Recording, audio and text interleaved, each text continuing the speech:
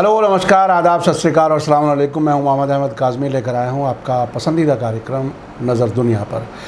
आज एक बहुत बड़ी खबर है। इजराइल के नए प्राइम मिनिस्टर नफ्ताली बेनेट और जॉर्डन के राजा अब्दुल्ला सेकंड ने पिछले हफ्ते खुफिया तरीके से मुलाकात की है, जो कि 3 साल में दोनों मुल्कों के लीडर्स के बीच पहली सरबराह कॉन्फ्रेंस थी।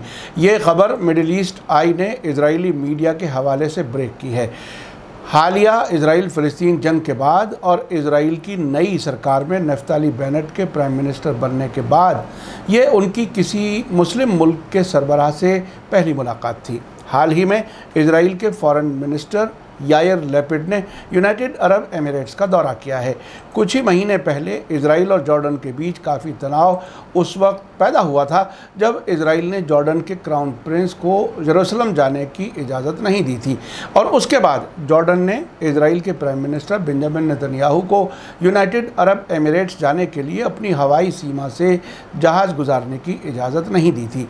जॉर्डन के किंग अब्दुल्ला 19 जुलाई को अमेरिका के प्रेसिडेंट जो बाइडन से व्हाइट हाउस में मिलने वाले हैं। साथ ही खबर है कि अमेरिका कतर से अपना फ़ौजी साजो सामान जॉर्डन शिफ्ट कर रहा है। आज के इस एपिसोड में हम ये भी चर्चा करेंगे कि क्या इजराइल के प्राइम मिनिस्टर की किंग अब्दुल्ला से मुलाकात का अमेरिका के फ़ौजियों और हथियारों को कतर से जॉर्डन शिफ्ट करने के फ़ैसले से कोई ताल्लुक़ है। खबर काफ़ी अहम है, आखिर तक ज़रूर देखें। आगे बढ़ने से पहले आपसे गुजारिश है कि अगर आपने अभी तक media star world YouTube channel subscribe नहीं किया है तो सब्सक्राइब कर लें और घंटी दबाना ना भूलें। और अगर आप हमें फेसबुक पर देख रहे हैं तो हमारे पेज को लाइक करें ताकि हमारी हर नई वीडियो की खबर आपको सही वक्त पर मिल सके। अगर हमारी खबर सच्ची और अच्छी लगे तो अपने व्हाट्सएप ग्रुप, फेसबुक, इंस्टाग्राम और ट्विटर अकाउंट पर ज़रूर शेयर करें ताकि मीडिया स्टार वर्ल्ड की खबरें दुनिया भर तक पहुँच सकें। आज की बड़ी खबर है कि इजराइल के प्राइम मिनिस्टर नफ्ताली बेनेट ने पिछले ट्यूसडे खुफिया तरीके से जॉर्डन की राजधानी अम्मान में किंग अब्दुल्ला सेकंड से मुलाकात की है। इस खबर को इजराइल के ज़रिए मीडिया में लीक किए जाने पर जॉर्डन ने नाराज़गी जाहिर की है और कहा है कि इससे किंग अब्दुल्ला को काफ़ी सियासी नुकसान उठाना पड़ेगा। 1 महीने से भी कम वक्त पहले ओहदा संभालने वाले इजराइल के प्राइम मिनिस्टर नफ्ताली बेनेट ने पिछले ट्यूसडे को अम्मान में किंग अब्दुल्ला से मिलने के लिए दौरा किया। खबर के मुताबिक बेनेट ने जॉर्डन में पानी की शदीद कमी और मुमकिना इजरायली मदद के बारे में बात की। इस खबर को इजराइल सरकार के काफ़ी नज़दीक समझे जाने वाले अखबार हरेट्स ने दिया है। बैठक की रिपोर्ट कल थर्सडे को वल्ला न्यूज़ के ज़रिए Israeli foreign minister Yair Lapid की अम्मान में जॉर्डन के फॉरेन मिनिस्टर ऐमान सफ़दी के साथ मुलाकात के कुछ घंटों बाद छापा है। दोनों मुल्कों के फॉरेन मिनिस्टर्स की मुलाकात के बाद इजराइल की तरफ से जॉर्डन को 50 मिलियन क्यूबिक मीटर पानी देने के समझौते का ऐलान किया गया। वल्ला न्यूज़ के मुताबिक इजराइल के प्राइम मिनिस्टर नफ्ताली बेनेट और जॉर्डन के राजा अब्दुल्ला के बीच होने वाली मुलाकात काफ़ी हद तक पॉजिटिव रही। इस मुलाकात के दौरान नफ्ताली बेनेट ने जॉर्डन को पानी के एक्सपोर्ट को बढ़ावा देने के इजराइल के फैसले के बारे में किंग अब्दुल्ला को बताया। अमेरिका से चलने वाली मिडिल ईस्ट आई खबरों की वेबसाइट के मुताबिक 2018 में बेंजामिन नेतन्याहू की मेज़बानी के बाद पहली बार अब्दुल्ला ने इजराइल के प्राइम मिनिस्टर से मुलाकात की है। बेंजामिन नेतन्याहू के साथ मुलाकात भी खुफिया तरीके से अंजाम दी गई थी, जिसका ऐलान बाद में किया गया था। थर्सडे को इजरायली मीडिया रिपोर्टों ने इशारा दिया है कि जॉर्डन के अफसरान इस मुलाकात की खबर के लीक होने से नाखुश हैं क्योंकि इसको खुफिया रखा जाना तय किया गया था। जॉर्डन के एक सरकारी सोर्स ने इजराइल के चैनल 12 न्यूज़ को बताया है कि इस खबर के लीक होने से राजा को शर्मिंदगी हुई है और यकीनी तौर पर इससे दोनों मुल्कों के ताल्लुकात पर असर पड़ेगा। अमेरिका में जॉर्डन एम्बेसी के एक स्पोक्सपर्सन ने इस मामले पर कमेंट्स करने से इनकार कर दिया। इसी साल फरवरी में इजराइल के डिफेंस मिनिस्टर बेनी गैंट्स ने जॉर्डन के किंग अब्दुल्ला के साथ खुफिया मुलाकात की थी।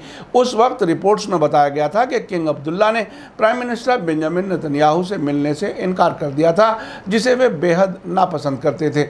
मिडिल ईस्ट आई के मुताबिक हाल के बरसों में दोनों मुल्कों के बीच ताल्लुकात तनावपूर्ण रहे हैं। इसकी ख़ास वजह नेतन्याहू के ज़रिए 2020 में कब्ज़े वाले वेस्ट बैंक के कुछ हिस्सों को इजराइल में जोड़ने का प्लान था। इस साल के शुरुआत में इजराइल और जॉर्डन के बीच तनाव उस वक्त बढ़ गया था जब इजरायली हुकूमत ने जॉर्डन के क्राउन प्रिंस हुसैन बिन अब्दुल्ला को ईस्ट जेरूसलम में मस्जिद अल अक्सा जाने से रोक दिया था।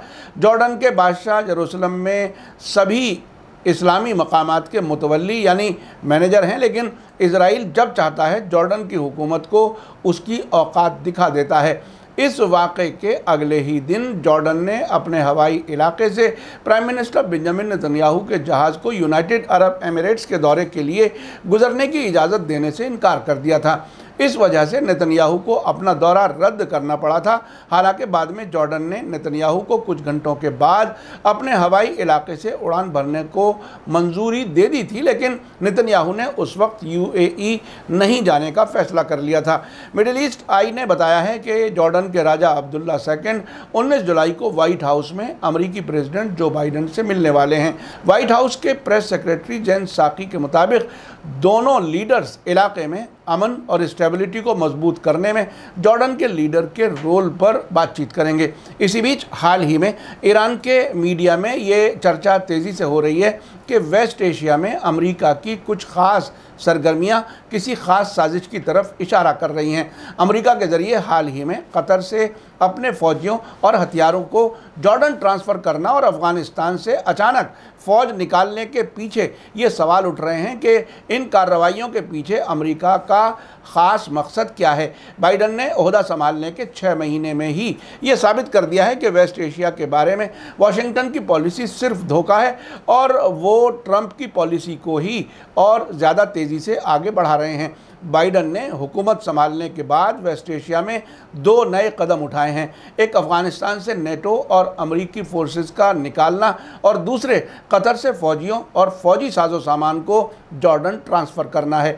जो बाइडन के इस रवैये के बारे में ज़्यादातर एक्सपर्ट्स ये समझ रहे हैं कि अमेरिका की नई सरकार इस वक्त वेस्ट एशिया में अपनी फ़ौजी मौजूदगी को इसलिए कम कर रही है ताकि अपना ध्यान ईस्ट एशिया और चीन पर फोकस करे, जिसे वाशिंगटन का सबसे बड़ा दुश्मन समझा जाता है। लेकिन ये तस्वीर का ज़ाहिरी रुख है। जैसा कि अमरीकियों की ट्रेडिशनल पॉलिसी पर नज़र डालने से पता चलता है कि अमेरिका के इन दोनों फैसलों के पीछे कुछ और ही मकसद है। अमेरिकी डिफेंस मिनिस्ट्री पेंटागन के स्पोक्सपर्सन जॉन किर्बी ने कतर के अस्सीलिया इलाके में अमेरिका की 3 फौजी छावनियों के बंद होने की खबर दी है, जिनमें भारी टैंक और बख्तरबंद गाड़ियां रखी गई थीं। अब इन फौजी साजो सामान को जॉर्डन भेज दिया गया है। ईरान के पारस टुडे के मुताबिक इराकी पॉलिटिकल एक्सपर्ट कामिल अल बयाती ने कतर से अमरीकी फ़ौजियों और फौजी साजो सामान के जॉर्डन ट्रांसफ़र किए जाने को बहुत ही ख़तरनाक बताया है। उनका मानना है कि जॉर्डन और सीरिया से मिले इराक के बॉर्डर वाले इलाकों में अमरीकी फ़ौजियों और फौजी साजो सामान का ट्रांसफ़र होना इलाके के लिए जो बाइडन की नई साजिश का पता दे रहा है। कामिल अल बयाती ने कहा है कि बाइडन वही हैं जिन्होंने ओबामा की हुकूमत में इराक समेत इलाके को बांटने की साजिश तैयार की थी और अब फिर उसी साजिश पर अमल करना चाहते हैं। बयाती का मानना है कि कतर से फ़ौजियों और फौजी साजो सामान को जॉर्डन ट्रांसफ़र करना ऐसी साजिश है जिसके पीछे मकसद इराक में गड़बड़ी फैलाना है। इस पॉइंट पर भी ध्यान देने की ज़रूरत है कि अमेरिका के प्लान उसके ऐलानशुदा मकसद के कभी भी मुताबिक नहीं रहते हैं। इसलिए अफ़गानिस्तान से निकलने या कतर से जॉर्डन फौजी साजो सामान भेजने की हालिया कार्रवाई के पीछे जो मकसद वाशिंगटन या वेस्टर्न एक्सपर्ट्स बता रहे हैं उसे मानना सही नहीं लगता। इस बीच लंदन में रहने वाले सीनियर अरब जर्नलिस्ट अब्दुल बारी अतवान ने इराक में अमेरिका के खिलाफ बढ़ते हुए हमलों के बारे में कहा है कि ऐसा लगता है कि इराकी वॉलंटरी फोर्सेस और अमेरिकी फ़ौज के बीच अब बड़ी जंग छिड़ने वाली है। 2 दिन पहले वेडनेसडे को अमेरिकी ठिकानों पर कम से कम 10 हमले हुए हैं। इन हमलों में अमेरिकी एम्बेसी, ऐनुल असद समेत कई अमेरिकी छावनियों को निशाना बनाया गया है। इराकी कुर्दिस्तान के शहर अरबिल और सीरिया के अंदर देर जोर के इलाके में भी अमरीकी ठिकाने पर कई ड्रोन हमले हुए हैं। उनके मुताबिक ये सारे हमले अमरीकी प्रेसिडेंट जो बाइडन को खुला मैसेज दे रहे हैं कि इराक और सीरिया के अंदर अमरीकी फ़ौजियों की मौजूदगी गैर कानूनी है जिसे बर्दाश्त नहीं किया जाएगा। इसलिए अमरीका को चाहिए कि फ़ौरन इन फ़ौजियों को इराक़ी पार्लियामेंट में पास होने वाले रेजोल्यूशन के मुताबिक इन इलाकों से बाहर निकाल ले। जो बाइडन ने अफ़गानिस्तान से अपने सारे फौजियों को निकाल लेने का फैसला किया है, यानी बाइडन ने अमेरिका की हार कबूल कर ली है। अब इराक़ी फोर्सेस भी तालिबान के तरीक़े पर ही चलते हुए अमेरिका को इराक़ से मार भगाने की कोशिश कर रहे हैं। अब्दुल बारी अतवान कहते हैं कि अब इराक़ में अमेरिकी फ़ौजियों की मौजूदगी का वक्त बहुत कम बचा है। अगर कुछ ही हफ्तों या महीनों के अंदर अमेरिकी प्रेसिडेंट जो बाइडन ऐलान करते हैं कि वो इराक़ से अपने फ़ौजियों को निकाल रहे हैं तो हमें ताज्जुब नहीं होगा। इससे पहले भी जब इराक़ में अमेरिकी फ़ौजियों पर चारों तरफ से हमले होने लगे थे तो फॉर्मर प्रेसिडेंट बराक ओबामा को अपनी फ़ौज इराक़ से निकालनी पड़ी थी। अब ये देखना काफ़ी अहम होगा कि क्या इजराइल के प्राइम मिनिस्टर नफ्ताली बेनेट और जॉर्डन के राजा अब्दुल्ला के बीच होने वाली खुफिया मुलाकात के फ़ौरन बाद किंग अब्दुल्ला की अमेरिका के प्रेसिडेंट जो बाइडन से मुलाकात और कतर से अमेरिकी फ़ौज और फ़ौजी साजो सामान का जॉर्डन में शिफ्ट किया जाना इराक़ के ख़िलाफ़ बड़ी साजिश का हिस्सा है। ये भी देखना काफ़ी अहम होगा कि क्या इराक़ी रेजिस्टेंस ग्रुप्स की तरफ से अमेरिका के ख़िलाफ़ तेज़ हुए हमले कामयाब होते हैं। ये देखना भी काफ़ी अहम होगा कि क्या अमेरिका, इजराइल और जॉर्डन की इराक़ के ख़िलाफ़ नई साजिश कामयाब होती है या इराक़ के अंदर हमलों के नतीजे में वहाँ से ख़ुद अमेरिकी फ़ौजों को फ़रार होना पड़ता है। लेकिन जॉर्डन के किंग अब्दुल्ला की हुकूमत की तरफ से ये कहा जाना कि इजराइल के प्राइम मिनिस्टर नफ्ताली बेनेट के साथ उनकी खुफिया मुलाकात की खबर लीक नहीं करनी चाहिए थी, साफ जाहिर करता है कि ये अरब हुक्मरान अपने ही लोगों के ख़िलाफ़ साजिशों में किस हद तक डूबे हुए हैं। इसी के साथ मुझे दीजिए इजाज़त। आज का एपिसोड कैसा लगा कमेंट्स में ज़रूर लिखें। थैंक यू, धन्यवाद, शुक्रिया। जय भारत, जय हिंद। मीडिया स्टार वर्ल्ड के और वीडियो देखने के लिए हमारे चैनल को सब्सक्राइब करें और सीधे नोटिफिकेशन पाने के लिए बेल आइकन दबाएं। और अगर हमारी खबर सच्ची और अच्छी लगे तो अपने व्हाट्सएप, इंस्टाग्राम, फेसबुक और ट्विटर अकाउंट पर ज़रूर शेयर करें।